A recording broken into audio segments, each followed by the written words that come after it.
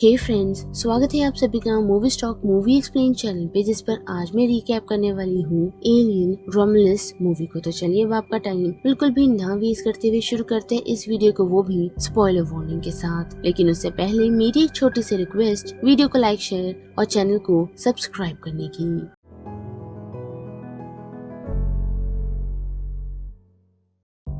Well guys, तो film की शुरुआत करने से पहले मैं आप सभी को ये बता दूं कि इस फिल्म की टाइमलाइन एलियन 1979 की बात की है और एलियन 1986 के 37 इयर्स पहले की, यानी कि ये कहानी एलियन और एलियंस मूवी के बीच की है। सो अब ये सिंपल टाइमलाइन आप लोगों को समझ आ गई है, तो बढ़ते हैं मूवी की तरफ, जिसकी शुरुआत हमें कुछ साइंटिस्ट से दिखाई जाती है जो नॉस्ट्रोमा पर अपनी इन्वेस्टिगेशन करने के लिए पहुंची थी, जहां उन लोगों को कोई एलियन तो नहीं मिला, लेकिन हाँ एस्ट्रॉइड जैसी चीज मिली है जिसे दूसरे स्पेस स्टेशन में रिसर्च के लिए ले जाया गया है। जिसके बाद ये कहानी हमारे लीड कैरेक्टर रेन की तरफ बढ़ती है, जो अपने भाई यानी कि अडॉप्टेड भाई एंडी के साथ रहती है। लेकिन हाँ, वो इंसान नहीं बल्कि एक सिंथेटिक ह्यूमन है, जिसके साथ साथ वो दोनों ही एक कॉलोनी में काम करते हैं जिसे जैक्सन्स स्टार कहा जाता है। पर अनफॉर्चुनेटली उनका कॉन्ट्रैक्ट खत्म होने वाला था, जिससे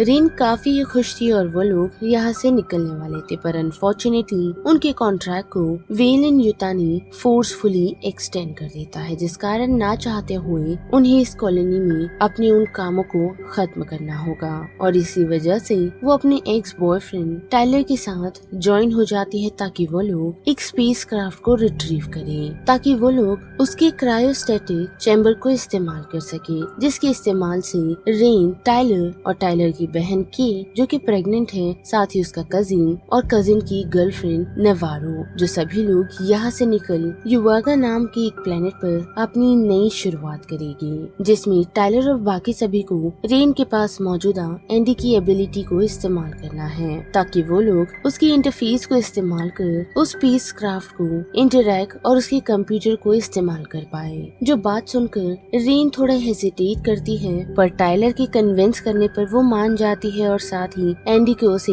असिस्ट करने के लिए भी अलाउ कर जाती है। जिसके बाद के वो सभी सीधा उसी स्पेस क्राफ्ट की तरफ फ्लाई करते हुए पहुंचते हैं, जहां उन्हें ये रिवील होता है कि वो स्पेस स्टेशन दो पार्ट में बटा हुआ है, यानी कि रोमुलस और रिमस में। और स्टैटिक चैम्बर को रिट्रीव करने के लिए टाइलर का कजिन और एंडी एक्सीडेंटली फ्रोजन फेस हगर के एक चेम्बर में आ पहुंचते हैं, जहां उन सभी को फ्रोज कर रखा तो गया था, पर अनफॉर्चुनेटली उनके वहां पहुंचते ही वो रूम लॉक हो जाता है और साथ ही ट्रिगर होना शुरू हो जाता है, जिससे फ्रोजन फेस हगर धीरे धीरे अपनी फ्रोज से निकलना शुरू हो जाते हैं, क्योंकि उस रूम का टेम्परेचर भी बढ़ चुका है, जिससे वो लोग बाहर निकल भी नहीं पाते। और इसमें एंडी उन लोगों की हेल्प भी नहीं कर पाता, क्योंकि उसका सिस्टम इतना अपडेटेड नहीं कि वो इन सारी चीजों को अनलॉक या फिर उसे ओवरराइड कर पाए। लेकिन वही दूसरी तरफ हम देख पाते हैं कि रेन एक डैमेज एंड्रॉइड रूक की चिप को निकाल एंडी के अंदर इंसर्ट कर देती है, जिस कारण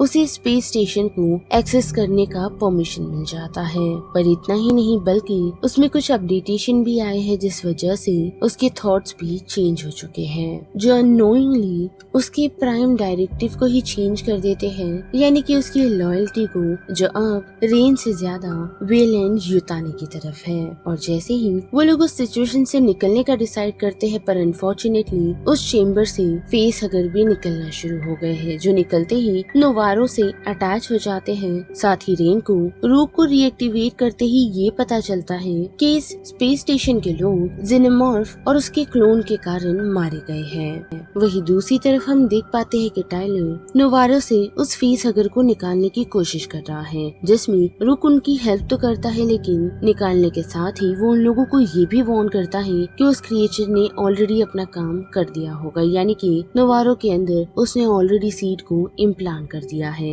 जिस वजह से एंडी उन्हें रोकने की कोशिश करता है और बियॉन्ड को ये समझाने की कि वो नोवारो को अपने साथ उनकी स्पेसशिप में नहीं ले जा सकता, पर ब्योन उसकी नहीं सुनता और नोवारो को यहाँ से सीधा उनकी स्पेसशिप में ले जाता है, जहाँ हम देख पाते हैं कि नोवारो के चेस्ट से वो चेस्ट बस्टर निकल चुका है, जिससे नोवारो की डेथ हो चुकी है। साथ ही उस शिप में के और बियॉन मौजूद है। साथ ही रोमुलस का एक पार्ट डिस्ट्रॉय हो जाता है, जिस वजह से उन लोगों के पास अब 1 घंटे से भी कम का समय बचा है, क्योंकि जल्द ही रोमुलस शिप जैक्सन प्लेनेटरी से यानी कि उसके रिंग से कोलाइड होने वाला है। साथ ही हम ये भी देख पाते हैं कि के नॉकआउट हो चुकी है और साथ ही उस वजह से बेहोश भी, जिस कारण चेस्ट बस्टर शिप में एस्केप कर जाता है और जैसे ही उसे होश आता है तो वो सीधा बियॉन के पास आ पहुंचती है, जो दोनों ही कुछ करे उससे पहले ही बियॉन की नजर जेनोमॉर्फ पर पड़ती है, जो साइज में काफी बड़ा हो चुका है और वो उस पर अटैक तो कर देता है, जिससे उन्हें लगता है कि वो खत्म हो गया है। लेकिन ऐसा होता नहीं, क्योंकि जेनोमॉर्फ बियॉन को अपने एसिड के ब्लड की मदद से खत्म कर देता है। अब वही बात करें रेन और टाइलर की, तो उन्हें अपने दोस्तों को बचाने के लिए जाना है, पर उससे पहले उन लोगों को फेस हगर का सामना करना होगा, जिसके लिए रेन अपना दिमाग चलाती है और बॉडी टेम्परेचर को इतना कम कर लेती है कि फेस हगर को ये समझ ही नहीं आता कि उनके बीच इंसान मौजूद है और चुपचाप से उन लोगों के बीच से वो लोग निकल तो रहे होते हैं, लेकिन के की आवाज सुन टाइलर घबरा जाता है और आवाजें उसे देना शुरू कर देता है, जिस वजह से फेस हगर उन्हें एक्नॉलेज कर लेते हैं और उनके पीछे लग जाते हैं। जिसके साथ साथ उन लोगों की नजर के पर तो पड़ती है, पर अनफॉर्चुनेटली उसका पीछा करते हुए जेनोमॉर्फ भी उसके पीछे पीछे आ पहुंचा है, जिस वजह से एंडी उसे उस शिप में लेने से मना कर देता है, ताकि वो बाकी और किसी की लाइफ को खतरे में ना डाले। और वो तीनों वही खड़े होकर देख पाते हैं कि जेनोमॉर्फ के पर अटैक करते हुए उसे अपने साथ वहां से ले जाता है। जिसके साथ साथ एंडी और बाकी सभी को ये भी पता चलता है कि इस शिप में साइंटिस्ट जेनोमॉर्फ पर रिसर्च कर रहे थे, जिनमें से उन लोगों ने कुछ एक्सट्रैक्ट किया था, जिसकी इन्फॉर्मेशन उन्हें रोक देता है, यही बताते हुए कि वो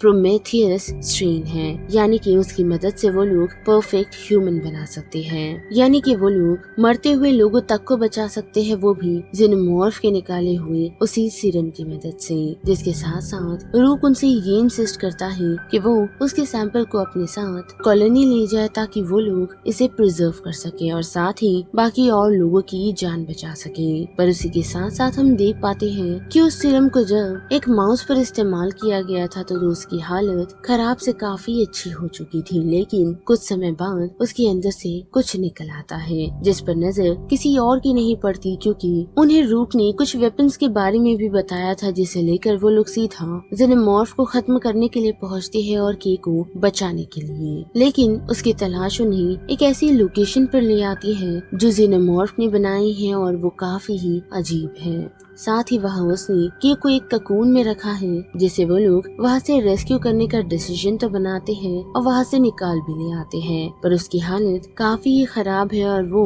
काफी जख्मी है, जिस वजह से एंडी उन्हें वो सीरम देता है ताकि वो लोग उसे इंजेक्ट कर उसकी मदद से ठीक कर सके। लेकिन रेन ऐसा नहीं करती और उसे इस्तेमाल करने से मना कर देती है। जिसके साथ साथ वो एलियन भी उन लोगों पर अटैक कर देते हैं, जिस वजह से रेन के को लिफ्ट में डाल देती है और वो एंडी और टाइलर की तरफ उन्हें बचाने के लिए पहुंचती है। लेकिन तब तक काफी देर हो चुकी होती है, क्योंकि जेनोमॉर्फ ने टाइलर को खत्म कर दिया है और एंडी को जख्मी। और वही बात करे के की, तो वो इतनी जख्मी हो चुकी है कि वो अपने दर्द को बर्दाश्त नहीं कर पा रही, जिस वजह से वो खुद को एंडी के दिए हुए उसी इंजेक्शन से इंजेक्ट कर देती है, ताकि वो इस सिचुएशन से सरवाइव कर पाए। और वही रेन जो रेमुलस में वापस आ पहुंची है ताकि वो एंडी की हेल्प कर पाए, जो करने में भी कामयाब होती है, वो भी उसके अंदर से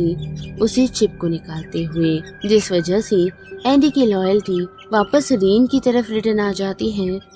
और वो उसकी हेल्प करने का डिसीजन बना लेता है। और हम देख पाते हैं कि रेन उस शिप की ग्रेविटी को डिसेबल कर देती है, जिससे उसे जेनोमॉर्फ को शूट करने में आसानी तो हो जाती है, लेकिन एक जेनोमॉर्फ उस पर अटैक कर देता है, जिसे बचाते हुए एंडी आ पहुंचता है और वो दोनों जेनोमॉर्फ पर हमला करते हुए वापस कॉर्बेलियन में आ पहुंचते हैं, यानी कि उनके पुराने शिप पर। जिसके बाद वो लोग अपने शिप को प्रिपेयर करते हैं ताकि वो लोग अपने युवागा की ट्रिप को कंटिन्यू कर सकें।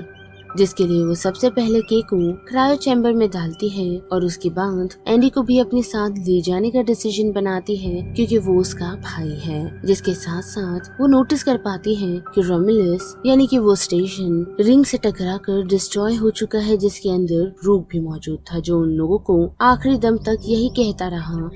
कि वो लोग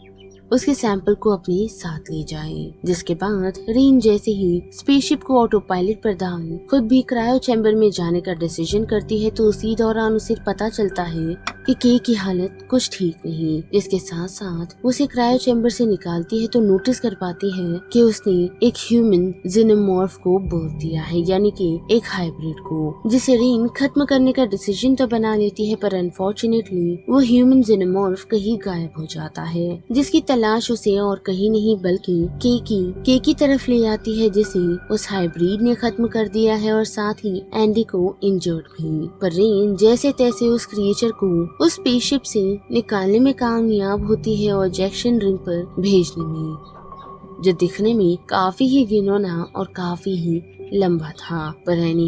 रेन उसे बच निकलने में कामयाब हुई है और साथ ही वो एंडी को चैम्बर में डाल उसे यही कहती है कि वो उसे फिर से ठीक कर लेगी। जिसके बाद क्या वो युवागा पहुंचने से पहले कुछ लॉग्स को रिकॉर्ड करती है। साथ ही उसे वहां पहुंचने में 9 साल लगने वाले हैं, जिस वजह से वो खुद भी स्लीपिंग चैम्बर में चली जाती है। और यहाँ पर ये पूरा रिकैप खत्म होता है, जिस बारे में आप सभी की क्या राय बनती है उसे लेकर आप मुझे कमेंट सेक्शन में बता सकते हो। साथ ही वीडियो पसंद आई तो वीडियो को लाइक, शेयर और चैनल को सब्सक्राइब करना मत भूलिएगा। बाकी मैं मिलूंगी आपसे फिर किसी मूवीज या सीरीज के रिकैप के साथ। तब तक के लिए आप movie stock movie explain channel के बाकी वीडियोस को एंजॉय कीजिए। Till then bye.